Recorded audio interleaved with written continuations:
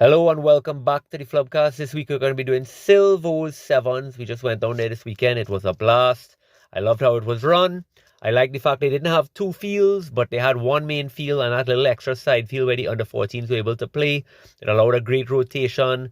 We trimmed off a lot of fat, so where they would say, okay, we're going to have a 20-minute break, we said not necessary. The teams had enough. They just want to play. You have some big squads there, so the rotation was fantastic. It worked out, and we were finished, and everybody had a great time. So congratulations.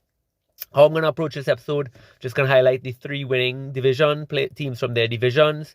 I'm going to go through a bunch of little notes of what I saw and some quick thoughts. Of course, I always want you all to mention, comment, text, do anything you want. And if you're ever able to, like how I have right now for this video, if you ever have any footage or photos, just send it to me on WhatsApp so I can include in the next episode. I'm also going to do some honorable mentions of some players I thought stood out, and then the top 10 players of the tournament. So, firstly, winners of the under 14 in the Tag X was the School of Rugby. Congratulations to them. Under 16 Sevens, Silvo's Academy beat Exiles in the final, which I thought was a great game. And in the men's division, Caribs with another trophy, beating Northerns in a very, very competitive game. So fantastic. I think the quality was a big step up from last week. And I think everybody just really enjoyed watching it and the whole event. So let's go through some points and tell me if you agree with me. Number one, how vital is it that these under 16s are back doing contact? I'm speaking to Dale Trotman and say, to expand the pool, have tournaments like this all over, get under 16s, and Silvo, once again, showing his class. Every time you see a Silvo's coach team, all the players just able and recognize how to fix their defender, get them to, shift their body weight, get them in uncomfortable positioning when tackling, beating defenders, utilizing space. It is so great to see. So congratulations to him. And we just keep on pushing forward. I love to see it myself. Number two, how great was it to see Yui and Exiles back out there? And congratulations to Yui's first try scorer, number 7, Jamal Frank. It was just great to see them back on the score sheet. And congratulations to Jade, their coach, doing well. Number 3, squads that are lacking game time. So, unfortunately, there are a few squads, for example, Rainbow, that have not been able to participate in the 15. So this is only their second weekend of competitive rugby. And they have a lot of quality players, but they are taking a while to hit full stride. It's been 2 tournaments so far, and both of them knocked out in the semi, which is very un-Rainbow-ish. We expect them to be making those finals. They have the athletes, but it will take our time to gel. So, speaking of that, for 4, the players whose teams aren't attending always find a way to just get down there and come on the field. For example, Dante Hazard. Well, he's a defense force player. They weren't able to make the tournament, so he comes down, plays and does well for Exiles. Shaquille Dite comes down. He's a Harvard's player, ends up playing for Caribs and has a stormer. That's what it's about, guys. We need you all to have game time. We need you all to be firing. So just say, I'll come down. I'll drop on a squad. Always available. Number 5. Noticing how teams are learning from the first round going into number 2. Here's a few examples. Northerns look best they have in years. They're diving on loose balls, keeping possession, limiting their mistakes compared to the first round. Big congratulations. A lot of their players came back out and they are looking absolutely dangerous. Caribs, who lost the defense force in round 1, primarily where it comes to scrum time with the pressure from Shakir the Freitas from defense force, what do? Well, they bring in a monster, Dawood and Anderson Joseph at prop, and everything changed. They're just able to control all the scrums, control the lineouts. They have game breakers out wide, and when they shift it back to Dawood and them, you're holding, you're winning, you look so clean at ruck. Congratulations. But that's fantastic jobs by the coaching staff for recognizing what needs to be done. Tank as well for coming on. It made a big difference. And Royalians were looking really good, but then they got a little unlucky with injuries as well, and they lost 2 of their big playmakers with Fatis and Corey Edwards. So here's a little quick public service announcement as we're just on this. For a lot of the players who are playing 7s, and you see it in 15s as well. And I'm going to use Richard Staglan and Anderson Joseph as prime examples here.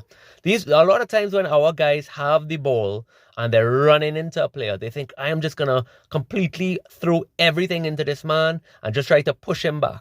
And all Anderson and Staggy do is they let you just throw your body weight, lose the ability, lose your center of gravity, lose a few yards themselves, and then they stay upright and just push you down. You fall to the ground. They remain on their feet.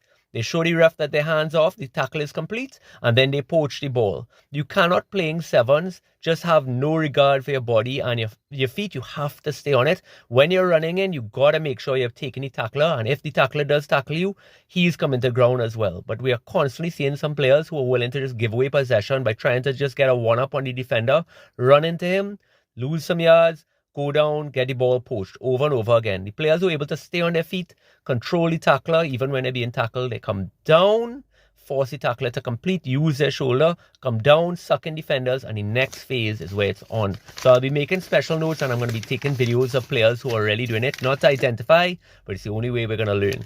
So here are some honorable mentions and some players who are standing out for their squad. And then we're going to get to the players of the tournament. Well, it's not really numbers. I'm just random names I'm just throwing out. First off, for UE, it might have been Exiles. Judah Duncan, an under 19 player, relatively small. Remember, he is young and he's playing against men in the first division, but he's always willing to get his hand on the ball. He's always going for it, always willing to do tackles and stuff, and just showed a lot of effort. I really wanted to just highlight Judah. Congratulations. Number 2, a lot of the Rainbow Boys. A lot of y'all might not know their names, but remember these. Zion Charles, Sium Jack, Neptune, Kieran Williams, Joe, Kama Hamlet. These guys have not played rugby for the year. It is literally their second weekend, but they're just showing us athleticism and getting around there. Once they get more game time in, Rainbow has a very, very dangerous squad. And I would just say to these guys as well, if there are situations where Rainbow are not going to play in a fixture, even when it comes to the 15th season, please consider making yourself available to another squad.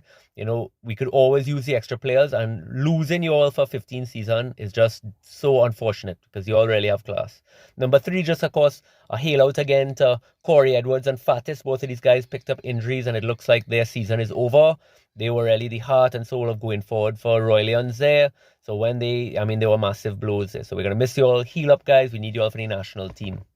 Number 4, Northerns. I want to talk about Justin Salary, Jonathan Straw, Delaney, Atwell. What I am seeing is guys where the ball is loose on the ground, diving on it, throwing their bodies on the line. Everything is just given. Happy to just anything loose. They're not just doing some random kicks. And you're noticing a lot of the guys who are traditionally some of the national players seem to have something as loose. They want to kind of tow the ball forward. Nobody want to drop. Is a 2-on-1, but they kind of want to give the ball off so they don't have to take contact. It is noticeable, and we just cannot continue it. You need to start putting your bodies on the line. Again, that's what got you all there.